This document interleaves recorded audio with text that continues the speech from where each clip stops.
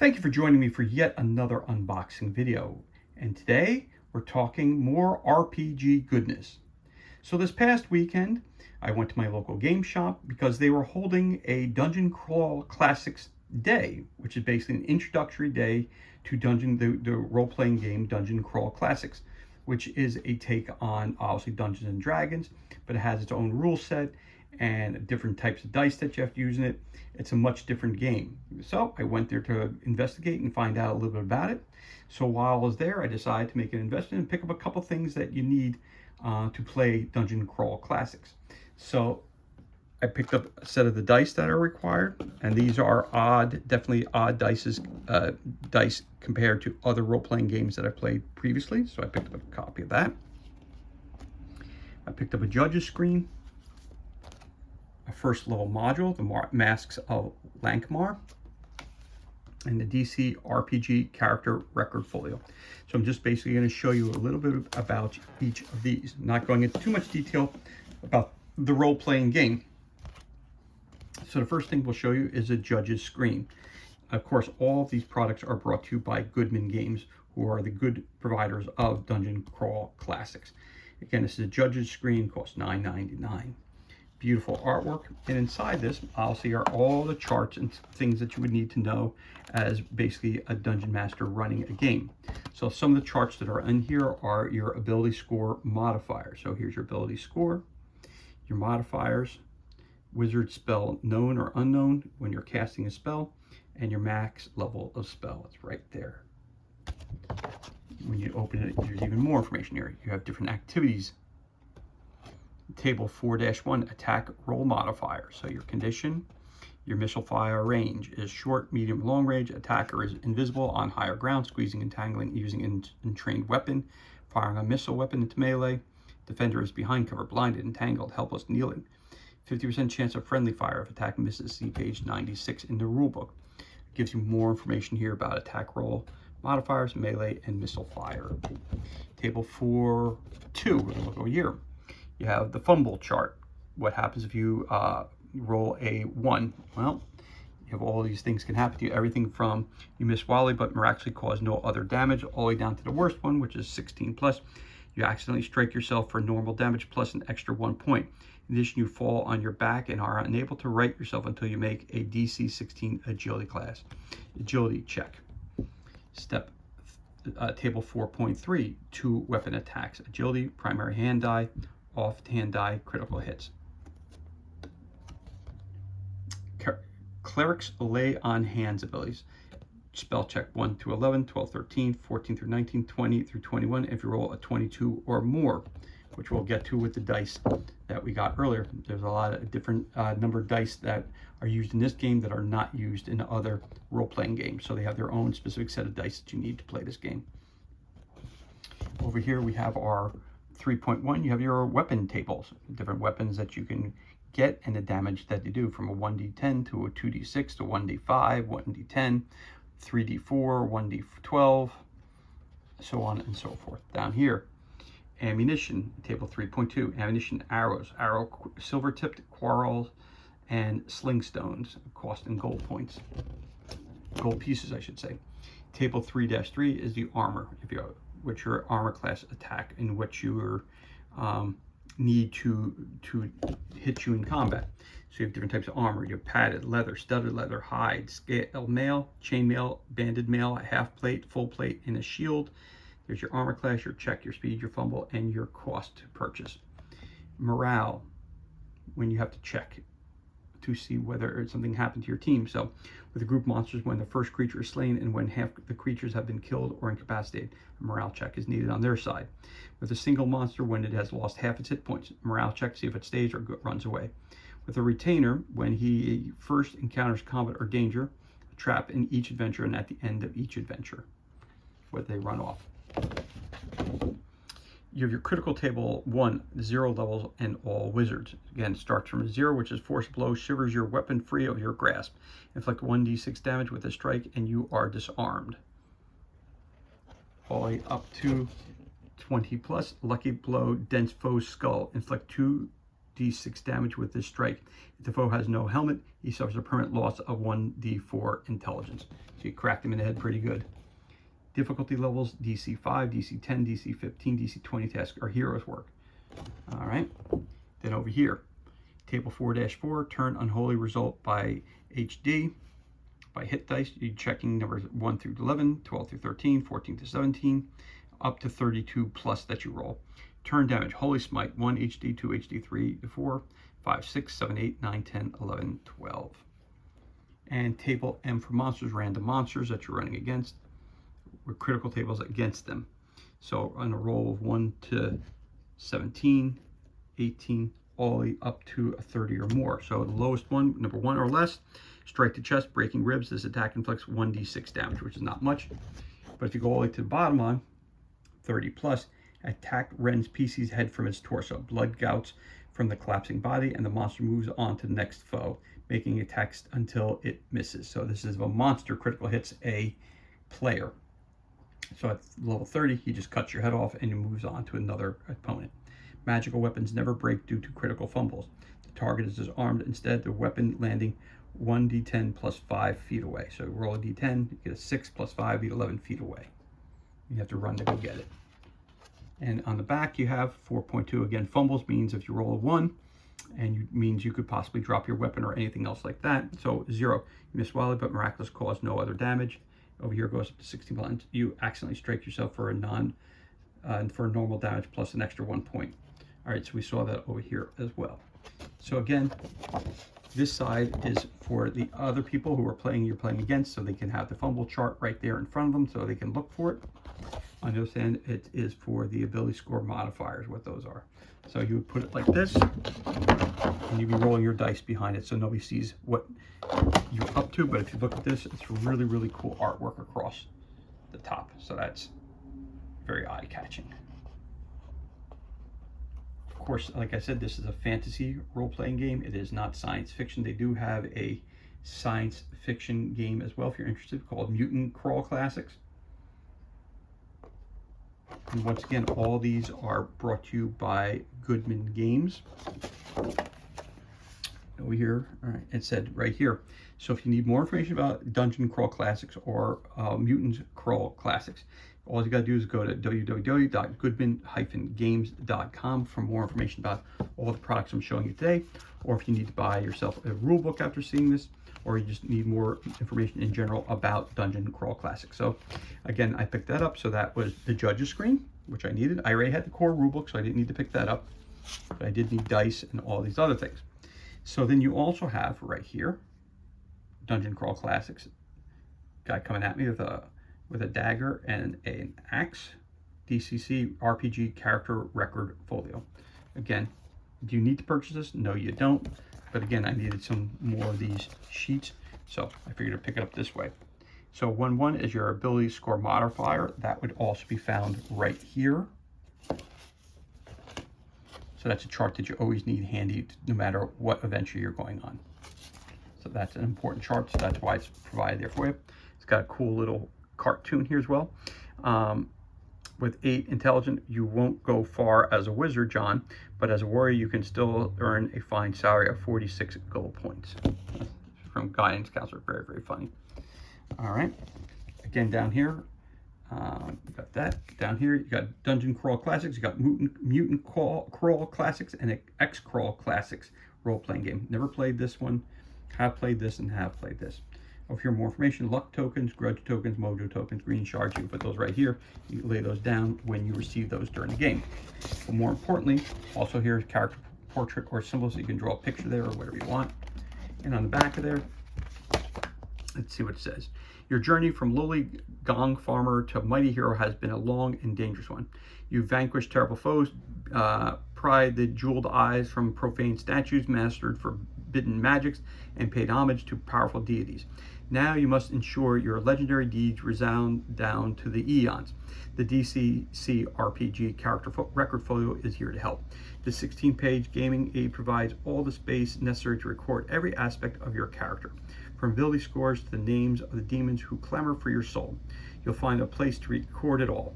The Character Record Folio also contains handy reference tables sections for use with MCC RPG, DCC Langmar, and DCC Death of Earth characters. Wet dry erase friendly areas for recording important if fleeting character information, plus 2 interior cover pockets for storing extra gaming records, maps, and other materials you might need at the gaming table. Life might be short and hard in DC RPG, but with the character record folio, at least you'll perish organized. Again, this is $9.99 for this one here. Again, brought to you by Goodman Games, so that's that. So inside you get a whole bunch of information. So this is your character sheet. Everything from name, title, occupation, class, alignment, armor class, hit points, combat basics, strength, agility, stamina, personality, luck, intelligence, ref save, fortitude save, and will save. Equipment you're carrying, the weapons you're carrying, armor that you got there, and down here is a general description of your character. Moving on, you also have warrior abilities, your coat of arms, might deeds of arms, troops of followers, scars, broken limbs, notable wounds that you have. If you're a thief, it has abilities for those, the thief sign, and different abilities for that one as well.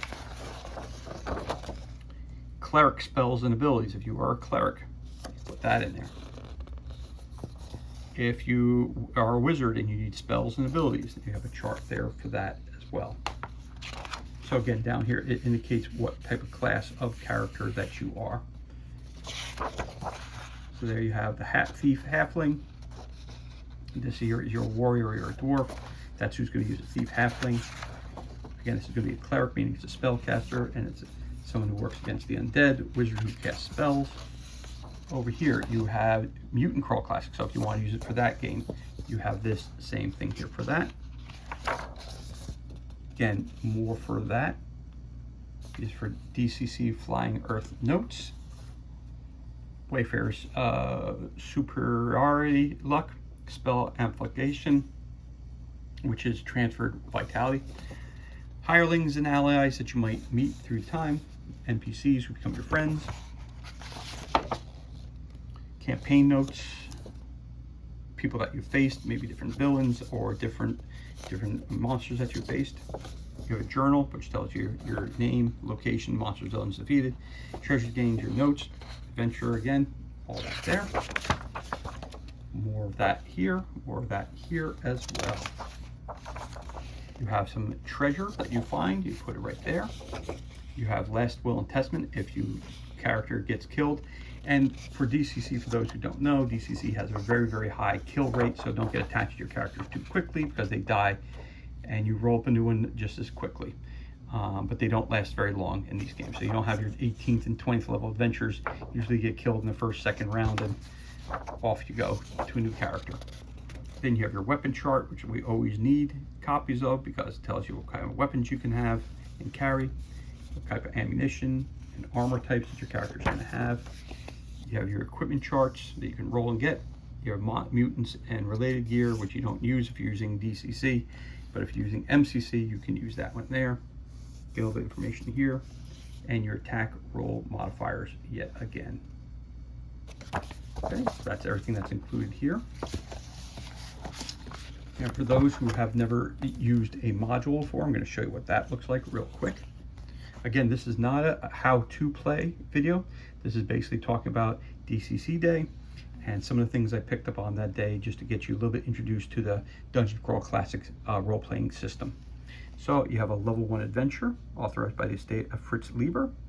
Okay, Dungeon Crawl Classics Lankmar, Masks of Lankmar. Okay, so that's a regular adventure. Look at the back, it says Lankmar, Mask of Lankmar. Okay, it says a heist gone wrong brings an unlikely group of thieves together and sets off a search for forgotten treasures hidden in the city of the Black Toga. Can our heroes of questionable moral character survive the twisting chase that leads through the Plaza of Dark Delights, crosses paths with Shelba of the Eyeless Face, and delves into one of the oldest tenements in Lankmar?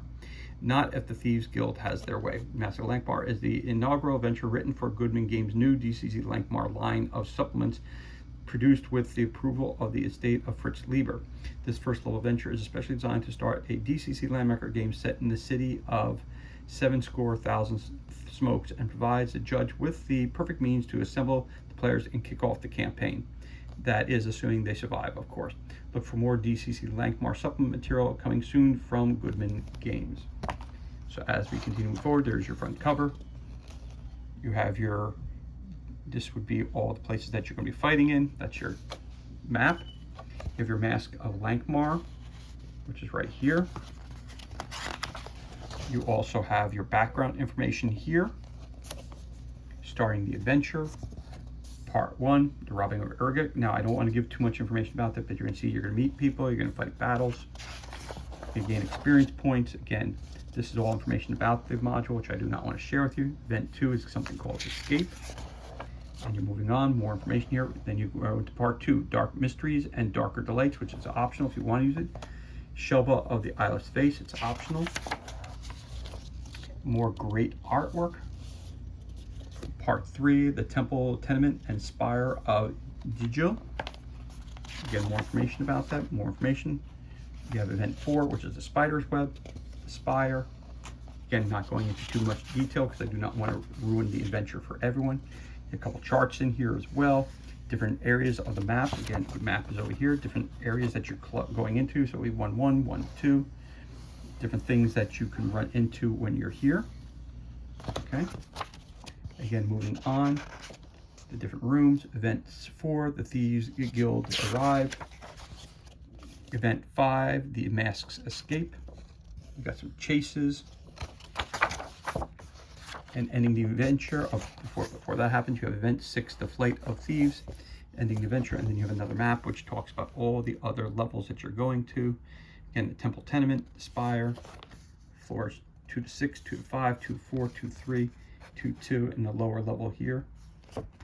This is where you're climbing and climbing and climbing, climbing and climbing. So this is where your adventure is taking place as well. And there's your map. Also, the lower level city, the spire is in the middle. That's what you're climbing up.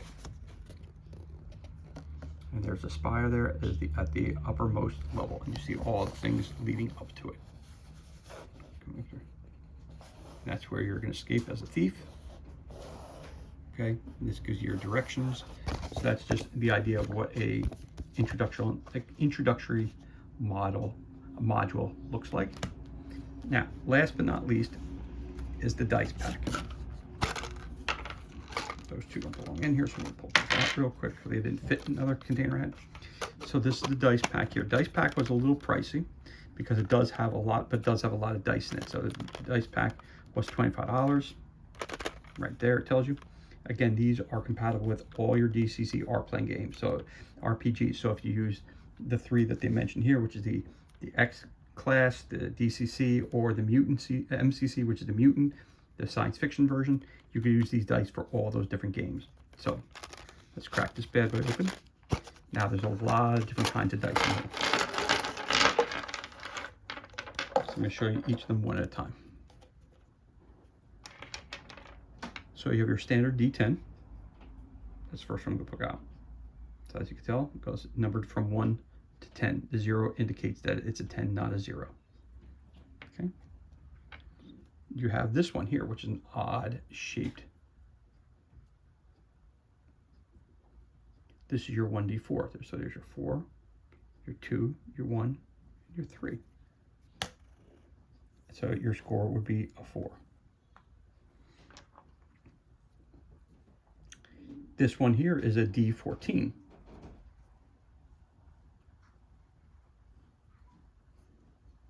Usually, in most role-playing games, you have a set of dice which includes a D4, 1d4, 1d6, a 1d8, a 1d10, 1d12, a percentile dice, and a d20. So as you can tell right off the bat, the D14 here is very odd for this, and it's used only specifically for this system here. So that's a D14 die. You have this one here. You have a 1, 3, 5. So this is a 1d5. Roll it. I would get a 3 for that one. So you have a D4, a D5, a D14, a D10. You have your standard D20, which is right here.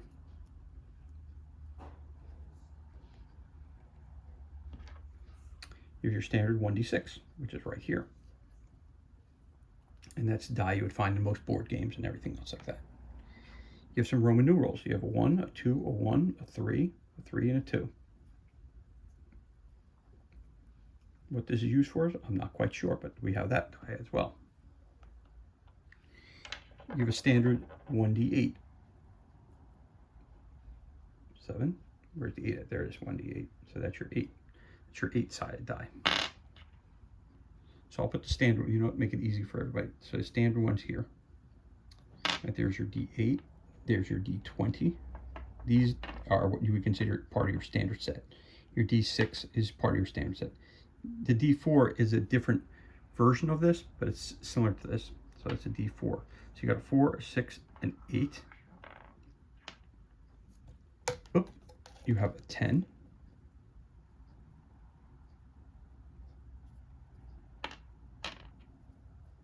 Sorry about that. You have a 12, which is right here. So there you go, it goes up with the number 12. Okay. And a 20. So this is your standard set right here. This right down here, you could use this right here for any type of role-playing game, basically, if they use a standard 4, 6, 8, 10, 12, and 20 D20 dice. So if you use Starfinder, that's what they use. Use Pathfinder, that's what they use. Use Dungeons and Dragons, that's what they use there. DCC uses other, as you can tell, right? You have the Roman numerals 1 to 3. You have the 14-sided here. This is a D5. You also have this big die right here, which is a D30, if I'm not mistaken. There's your 29. Let's see, yep, there it is, the D30. So there it is, there. Which is the big boy. Then you have this one here. I think this is the D24. Yep, okay, so this is the highest number there. This is a D24 that you roll.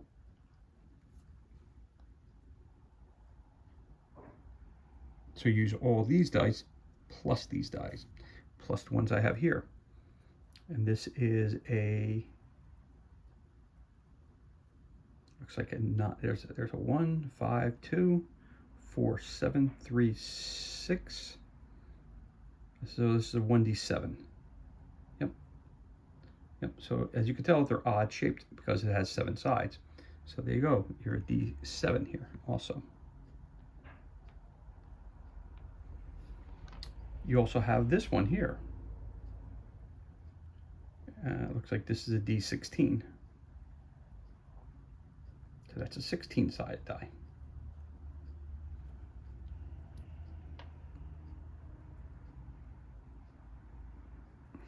And last but not least, you have your percentile die, which most games have a percentile die. Again, you roll this would be your, so you'd roll these two. So to get a percentage, you roll these 2 dice together. So you read the percentage first, so this would be a 45. And that's how that would work. And the 00 would be considered 100. 00. Or you can use it as an 09. Right, 09. So if you get, yeah. Right, so 10 plus 9, that's a 19. Yep, yep. 09, yep. Okay. So there you go. So you have your, again, so for your standard game, this is a D10. So for a standard Dungeons and Dragons game, you use a 4, a 6, a 8, a D10. This is your percentile dice. This is your D10. That's your D12, and that's your 20-side dice. So again, everything above that, right here, this is everything here. This would be part of a standard Dungeons and Dragons, Starfinder, Pathfinder. You'd only use these dice right here during the game. For Dungeon Crawl Classics, Mutant Crawl Classics, and X Crawl Classics, you would use all these dice for it. So you'd have your 4, 6, 8 percentile, your 10, your 12, your 20. You'd also use the 24, the 30, the 5, the 14, the 16, the D7, and the Roman numerals 1 through 3. And that's your dice set. So this is everything that was included that I picked up for Dungeon Crawl Classic Day, which was this past weekend. And this is everything I picked up, and that's why I wanted to show it to you today. So as always, thank you so much for joining me for this unboxing video. It's truly appreciated. If you enjoyed it, you give us a thumbs up and leave a comment below. You could also hit that subscribe button. This way you're kept up to date as to any time you release any new content to the page. As always, thank you so much for coming. Thank you so much for joining us today. Be safe, be well, enjoy the remainder of your day. I'll catch you on the next unboxing video.